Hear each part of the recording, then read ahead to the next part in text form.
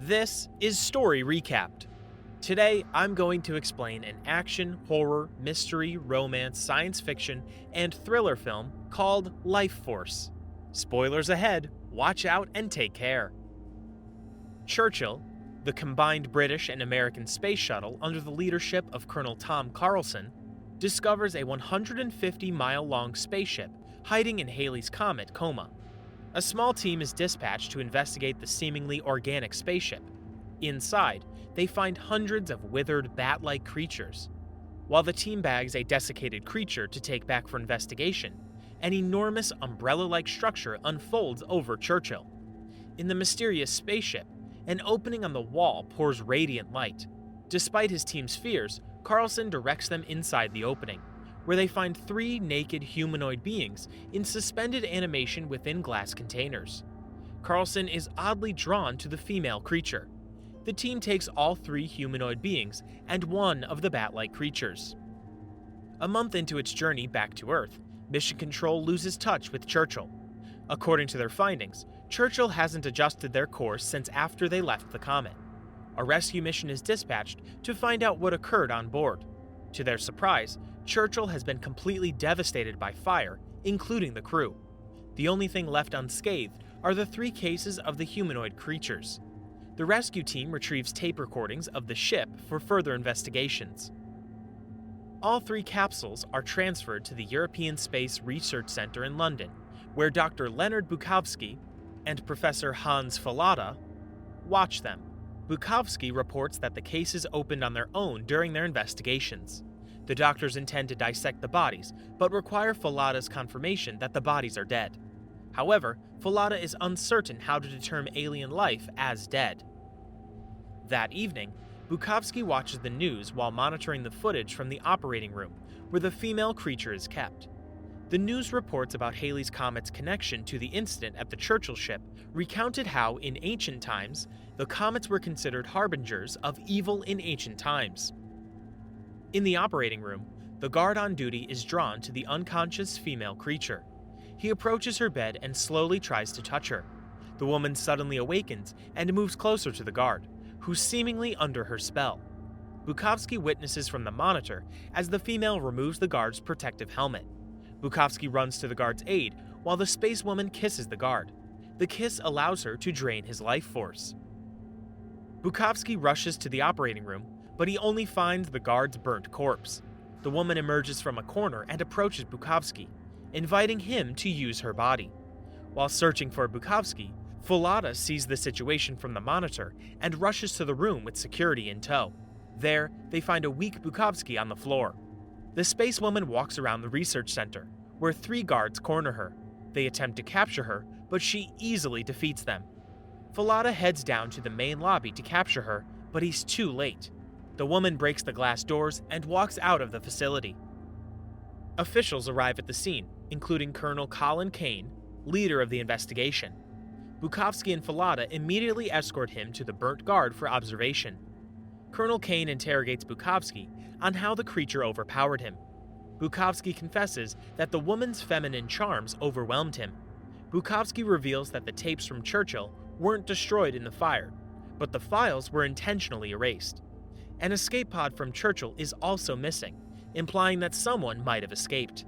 When they scanned the creature's cases, the X-ray only returned blurry images, suggesting that the cases aren't physical objects. Bukovsky theorizes that they may be force fields instead. After Bukovsky excuses himself, Fallada admits to Kane how he's fascinated with death and the life after it. He theorizes that the woman drained the guard's life force and potentially a portion of Bukovsky's. Hearing this, Kane calls the woman a vampire, which Fallada agrees to. Meanwhile, two guards watch over the two spacemen, arguing if the creatures are alive or dead. Suddenly, the room explodes, and the spacemen awaken from their cases. In defense, the guards fire their weapons at them, but the bullets don't stop them. The guards throw grenades at the creatures, seemingly defeating them. The doctors perform an autopsy on the guard killed by the woman. As they are about to start, the guard's decaying body comes back to life, frightening the doctors. He beckons one of the doctors for help, and the doctor approaches him, seemingly drawn to the undead creature. The guard drains the life force out of him, allowing the guard to return to his normal form. Once back to his normal form, the guard panics over what he'd done. They sedate and lock him in isolation. Fallada suggests isolating the fallen doctor's body as well, believing that it could reanimate like the guard. Kane receives a report about a desiccated female body found in a park. Eyewitnesses claim that the woman was with another dark-haired woman who wasn't clothed. The witnesses, however, didn't see where the dark-haired woman went. Seeing that the victim's body is unclothed, they believe the space woman stole her clothes. Later that day, Kane and Fallada show Sir Percy around the facility as they monitor the space creature's victims. The guard struggles as he craves life force from humans. 2 hours after failing to sustain himself, the guard returns to his desiccated form, with his insides turned to ashes. The fallen doctor also rampages in his cell until he explodes into ashes. They watch as the woman from the park reanimates, strapped to a bed. The cardiac monitors attached to her explode just before she does. Still puzzled by the whole situation, the team receives a call that a Churchill escape pod is found in Texas with Colonel Tom Carlson still alive. Seemingly still traumatized about the whole situation, Carlson is airlifted to London, where the executives welcome him. They question him about how Churchill was destroyed. Carlson recounts how they transported the space people into the ship and kept them in a safe room for isolation. During their journey back to Earth, the crew began to exhibit weird behaviors, such as destroying controls on the ship without recollection of doing so afterward. One by one, the crew members died without any trace of how, until Carlson was the lone survivor. Carlson believed that the space creatures were at fault. Seeing that Churchill was closing in on Earth's orbit, he couldn't allow the creatures to wreak havoc on the planet. Carlson released gas inside the ship before setting their captured bat-like creature on fire. He entered the escape pod just before the ship erupted. Despite his actions, Carlson admits that it was hard for him to leave the space woman. While Kane monitors Carlson in his sleep, Bukovsky reports that an unusual structure has left Halley's Comet and is heading towards Earth. During his sleep, Carlson dreams about the space woman appearing as a bat-like creature. Despite fearing her, Carlson also feels a sense of comfort, as if they have a connection. In his dream, they share an intimate moment amid the chaos around them. Carlson wakes up screaming, claiming that the woman is draining him. During hypnosis to assess his mental state, Carlson reveals his telepathic link to the female alien. He reveals that the woman has taken another person's body and is now sharing it with the original owner, Ellen. The woman is in search of a healthy man to drain, but not enough to kill. Carlson sees the woman seducing an elderly man who's driving her somewhere. Kane attempts to search the elderly man using the license plate number that Carlson gave. Fallada is intrigued by how the space woman can take control of another body and drain life force without killing, thus possibly why they haven't traced her yet. While Fallada studies a tissue sample from the aliens, a sergeant knocks on his door with mysterious intent. Sir Percy reveals that the elderly man was found, exhausted from his encounter with the woman. The man shared that he dropped Ellen off at an asylum, so Carlson, Kane, and Sir Percy travel to search for her. At the asylum, they meet with the hospital director, Dr. Armstrong, who takes them to Ellen's quarters. Without a choice, Ellen lets them in, and they question her about the elderly man she spent time with. Carlson forces her to speak up, even resorting to hurting her, but Carlson finally senses that the space woman is no longer in her. Carlson interrogates Ellen to reveal where the space woman is, but Ellen resists, also sharing a connection with the space woman. Ellen kisses Carlson, then passes out.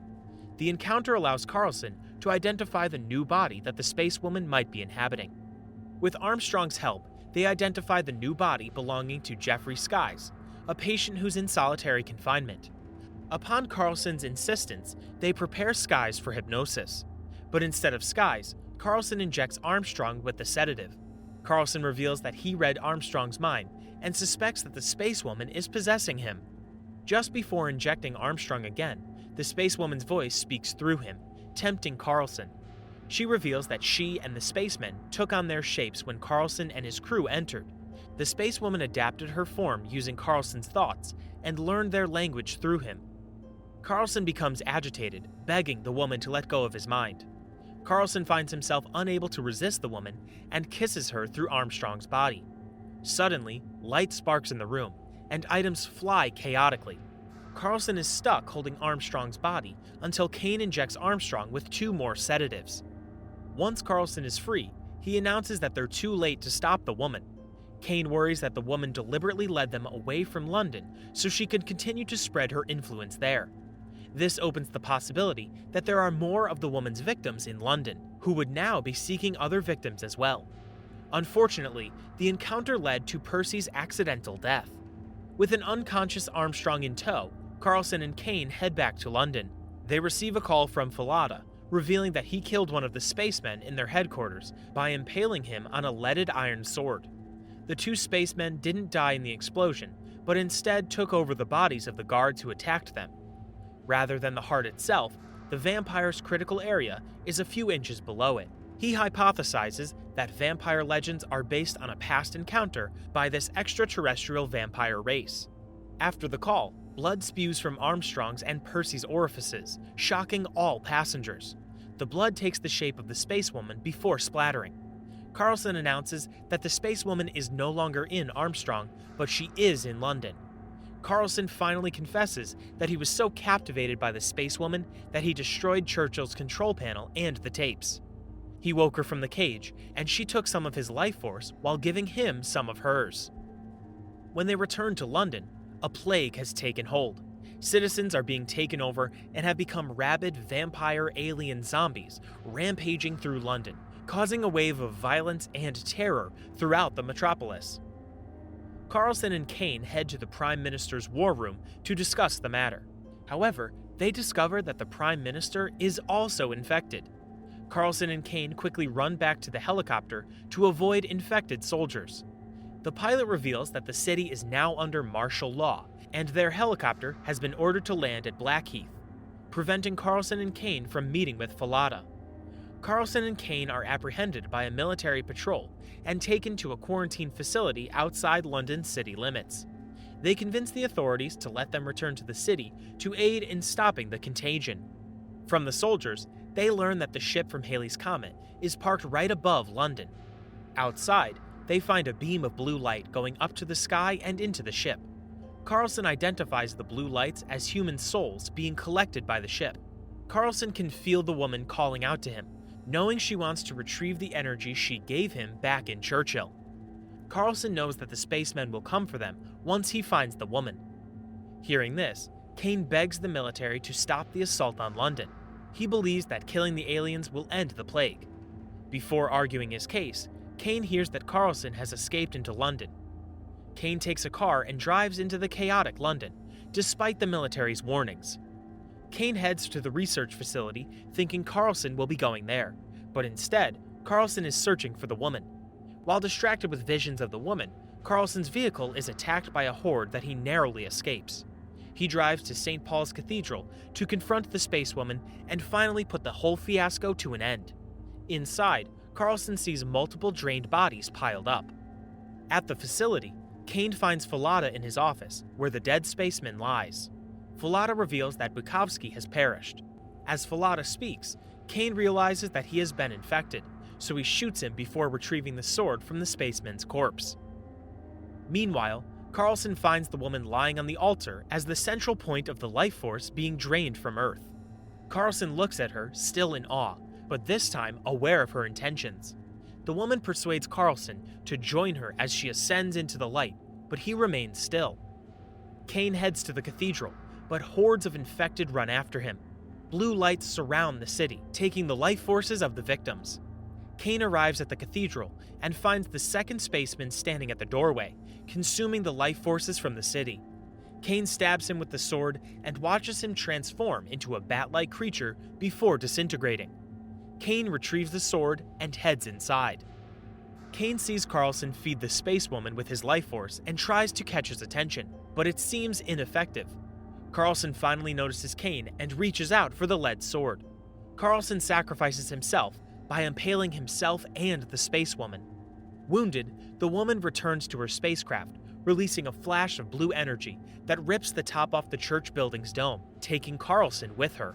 The two ascend the column of blue light to the vessel that contains all of the planet's innumerable human souls. As the vampire zombies die one by one, Kane stands alone. He watches the ship travel to the vast space as London burns. The spacewoman is entombed back in her crystal coffin on board the alien ship, along with millions of victim souls in the form of blue light energy. It serves as fuel to power up the ship as it departs from Earth's orbit and heads back to the comet it came from. Subscribe to watch more videos like this. Turn on notifications. And leave a like, it really helps the channel out. Thank you for watching.